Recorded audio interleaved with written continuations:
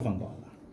Hoje falaremos da literatura oral e escrita, o seu surgimento, e como convidado temos o escritor e poeta Daniel Salomão. Muito boa tarde, Daniel Salomão. Boa tarde, de antemão aproveito o ensejo para agradecer o convite que me foi formulado. Então, o que é que nos apraz dizer sobre a literatura oral e escrita e o seu surgimento no mosaico literário angolano? Bem, a literatura sempre existiu. Podemos constatar a literatura por intermédio das manifestações culturais. Ora, a literatura oral serve de antemão para a preservação dos aspectos, as atividades ou manifestações culturais de uma determinada sociedade, povo. Outro sim, a literatura oral também serve como meio ou mecanismo de transmissão de conhecimento de uma geração para a outra. E na literatura oral não temos nada relacionado com a escrita. E a única forma de nós preservarmos toda a educação ética, moral, Refere-se aos contos contados pelos mais velhos, à volta da fogueira, claramente. nos nossos moceques, desde os primórdios, desde os primeiros anos do surgimento, né, da nação. Refiro-me a isto. Entretanto, só quem poderia normalmente contar esses contos eram pessoas já vividas, com uma longa experiência de vida. E todos esses contos estavam relacionados com uma determinada vivência sobre o meio em que os contadores, e não só, estavam inseridos. E também, outro sim, estes contos ajudavam muito na moldagem da capacidade intelectual de quem os ouvisse, e ajudava no amadurecimento e na preservação também de como sequenciar com a geração futura sobre as marcas dos acontecimentos anteriores. Com o surgimento da escrita, a memória deixou de ser o único meio de preservação dessas atividades culturais, passando assim a se registrar numa folha tudo quanto ocorria na altura. Em Angola, isso surge especificamente nesse caso, a escrita, com Maia Freire, né? Ferreira, nesse caso, que publica o seu primeiro livro, ou compila todas as atividades sociais, culturais, com uma lapidação mais ou menos sofisticada. Isso nos anos Já de não 1800. existe literatura oral em Angola? Se a literatura oral deixa de existir, o ser humano morre. Porque o primeiro elemento que está ligado com o ser humano é a literatura. A palavra surge antes mesmo da escrita. É por intermédio da oralidade que se resista no papel. Sem oralidade não podemos resistir nada. Por quê? O que os olhos testemunham é o primeiro meio de transmitir aquela particularidade que os olhos testemunharam é por intermédio da fala.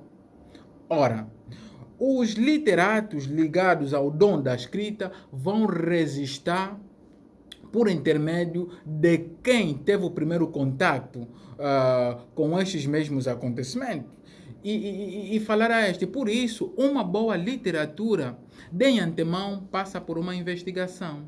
E quais são as nossas bibliotecas vivas para melhor absorção ou aquisição de matéria para a escrita?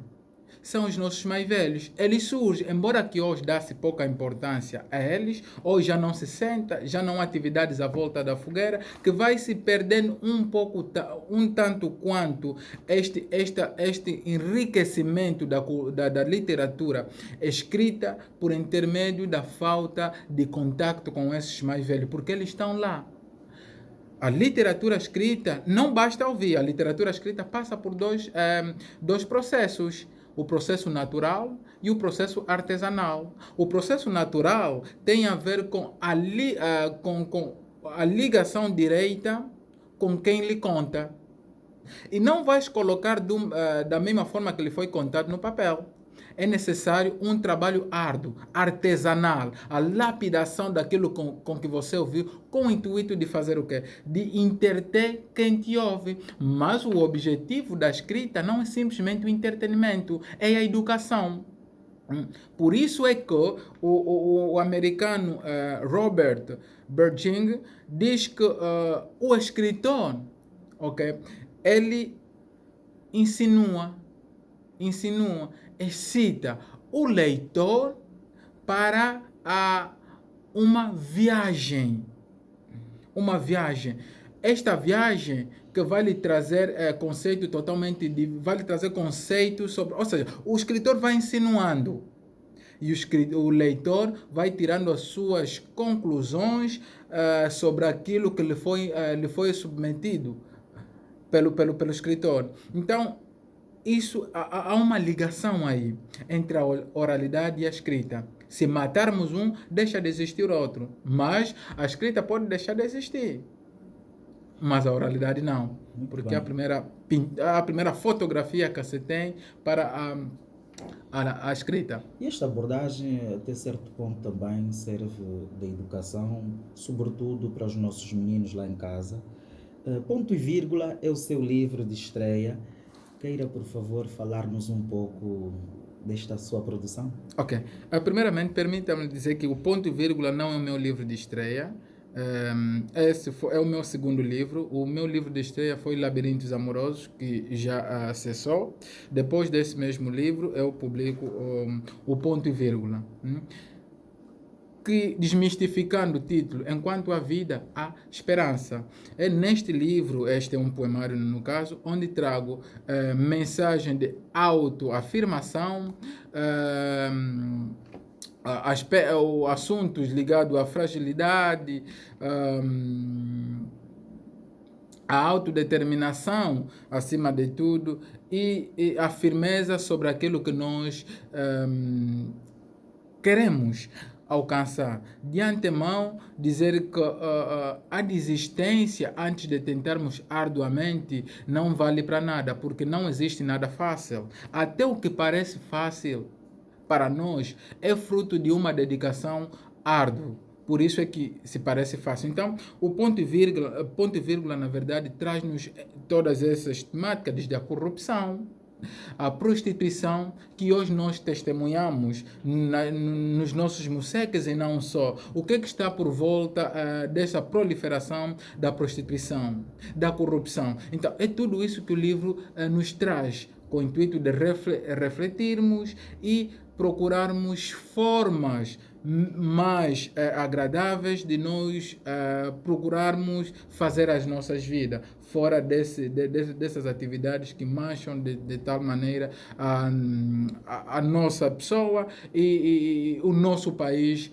em si. Como adquirir? Por enquanto, temos já acessado os livros, terminaram, mas estamos a trabalhar na segunda edição do mesmo, caso apareça, e já está o livro, mas estamos à espera, por enquanto, de patrocínio com o intuito de tirá-los do Brasil para Angola. Senão, a primeira edição veio mesmo de lá do Brasil, terminaram, e agora estamos à espera do segundo, que já está, somente um patrocínio para trazermos cá em Angola. Muito bem. Assim foi a nossa conversa com o escritor Daniel Salomão, que fez uma incursão sobre a literatura oral e escrita e o seu surgimento. Muito obrigado. Esta é a nossa rubrica. Estamos abertos todas as terças-feiras aqui na Voz do Livro. Obrigado. Acho que é suficiente.